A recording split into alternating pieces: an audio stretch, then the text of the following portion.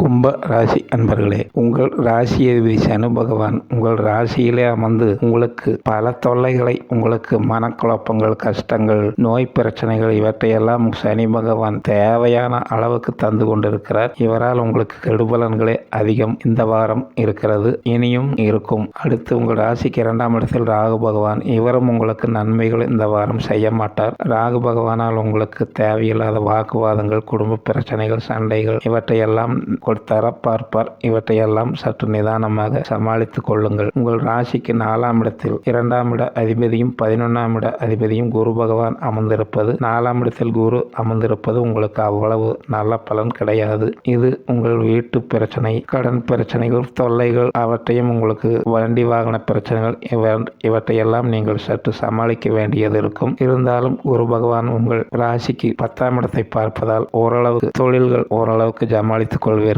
தேவையான பண பிரச்சனைகளும் உங்களுக்கு குரு பகவான் வழங்குவார். 10ஆம் இடம் தொழில் விஷயங்களில் பணம் வருவதால் நீங்கள் இவற்றையெல்லாம் சமாளித்துக் கொள்வீர்கள். உங்களுக்கு சந்திர பகவான் ராசிக்கு 10ஆம் இடத்தில் அமர்ந்திருக்கிறார். 11ஆம் இடம் 12ஆம் இடம் சஞ்சாரம் செய்கிறார். சந்திர பகவானும் உங்களுக்கு மிக நல்ல பலன்களையே குரு பார்வையில் இருப்பதால் இவர் 10ஆம் இடத்தில் அமர்ந்து உங்களுக்கு நல்ல பலன்களையே சந்திர பகவான் உங்களுக்கு இந்த வாரம் வழங்குவார். சந்திரனால் உங்களுக்கு நல்ல பலன்கள் அதிகம் நடக்கும். அடுத்து உங்கள் ராசிக்கு 7ஆம் இட அதிபதி சூரிய பகவான், இவர் உங்கள் ராசிக்கு 6ஆம் இட அதிபதி, 9ஆம் அதிபதி புதன், கேது இவர்களுடன் உங்கள் ராசிக்கு அதாவது 8ஆம் இடத்தில் இருக்கிறார்கள். இவர்களால் உங்களுக்கு பல பிரச்சனைகள் இருக்கின்றது. இருந்தாலும் அந்த இடத்தை குரு 8ஆம் இடத்தை பார்ப்பதால் உங்களுக்கு இருக்கும் கஷ்டங்கள், பிரச்சனைகள், நோய்கள் இவற்றையெல்லாம் சந்திக்கக்கூடிய ஏகப்பட்ட பிரச்சனைகள் இருக்கிறது. சனி பகவானும் உங்களுக்கு அதிக கஷ்டங்கள் தருகிறார். குரு பகவான் அந்த இடத்தை பார்ப்பதால் இந்த பிரச்சனைகள் எல்லாம் ஓரளவுக்கு சமாளித்துக் கொள்ளக்கூடிய